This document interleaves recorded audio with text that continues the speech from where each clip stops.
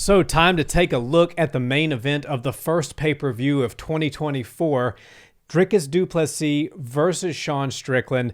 The odds makers have this pretty much even money. I saw Sean as a minus 130 and Dricus as a plus 110 earlier today. So Strickland just a slight favorite here, probably because he's the champ, had more 5-round experience, beaten better names on his resume. But make no mistake about it, Dricus Du Plessis is a finishing machine. He's undefeated in the UFC. And what do you think some of the strategies that both men need to employ are in order to get their hand raised? Well, I think Sean Strickland proved to us just in his last fight that he's the best 185er on the planet until proven otherwise.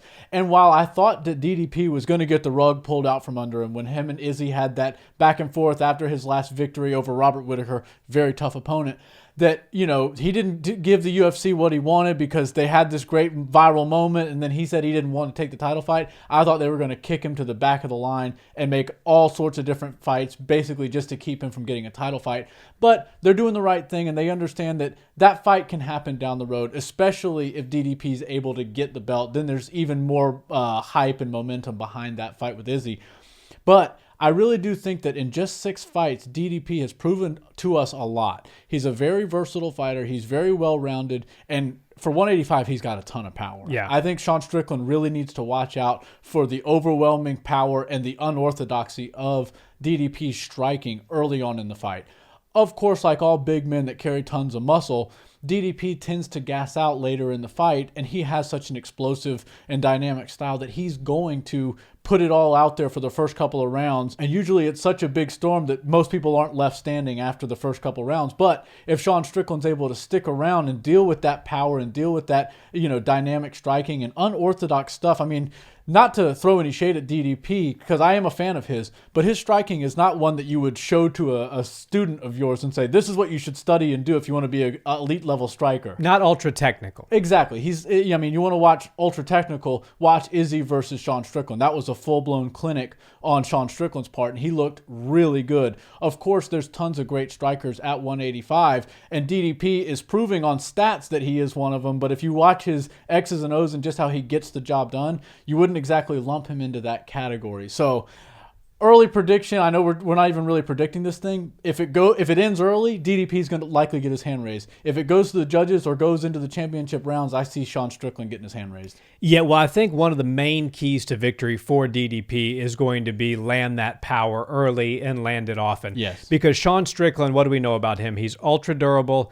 he's a cardio machine, and he's very difficult to take down. Now, yes, DDP does have tons of knockouts on his resume, but he has equally as many, if not just a little bit more, submissions on his resume. Right. So he's a submission ace as well as a knockout artist. But I think in the fight against Sean, the submissions are going to be less of a factor. Sean's got great boxing. We saw that on display against Izzy. That was the ultimate show of hit and don't get hit that we've seen in recent times. But make no mistake about it, Sean Strickland is very good with his wrestling and takedown defense. We've seen some social media posts of him training with extraordinarily high-level grapplers, both jiu-jitsu aces and wrestlers in a singlet. And I mean, Sean does it all. He's really, an Extreme Couture is the type of gym where he sees all types of bodies up to and including sparring with Francis Ngannou. Right. So he has done it all. And so I think for DDP, the keys to victory are going to be very simple. Hurt Sean and hurt him early. Get him either out of the fight or get him so hurt early on that he's unable to be effective in the later rounds. Because I think where Sean can shine is really with that volume, the precision, the ability to make his opponents expend a lot of energy by missing shots. You know, one of the most exhausting things when you're fighting is when you're throwing shots at somebody and they're hitting air. I mean, that will zap your gas tank, but more than your gas tank, it'll zap your confidence. So if Sean can start to get into his rhythm out of that Philly shell and make DDP miss and then make him pay for it with 2-3 punch combinations and start to work that over 3-4 rounds, Sean can really start to wear him down. I'm right with you on this. I think if the fight ends early, it's likely an Alex Pereira, Sean Strickland situation where Sean just goes out, you know, on his feet basically.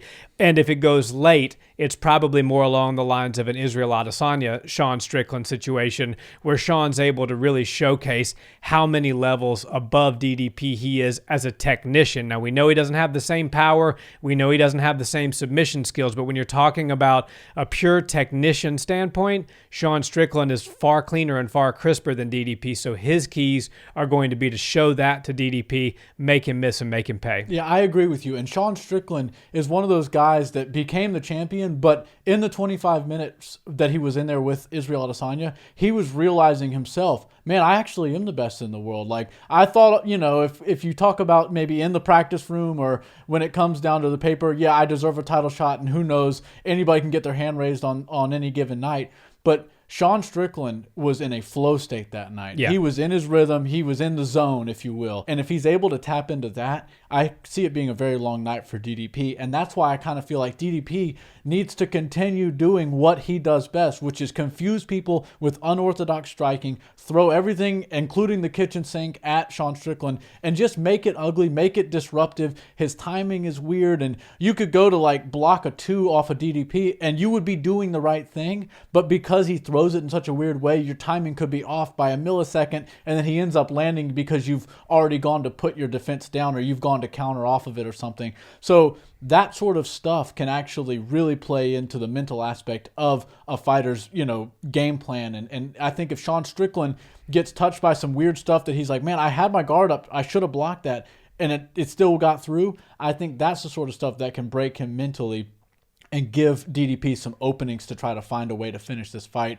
But yeah, I really do see DDP having a hard time dealing with Sean's striking, primarily his boxing, because Sean just can sit right in your face and not get touched. And it's very confusing, and that can be quite irritating as well, especially when you're a guy like DDP that already naturally throws heavy shots. I mean, he'll put everything into his punches and his kicks as well. And when he does it, you're realizing that if this stuff doesn't land, it's going to exhaust him, because not only is he throwing this with all of his might, but if he doesn't land or he hits air like you're talking about, now his body has to recoil. And we're talking about calories and adrenaline when we talk about that. And it's really exhausting to go punch a heavy bag.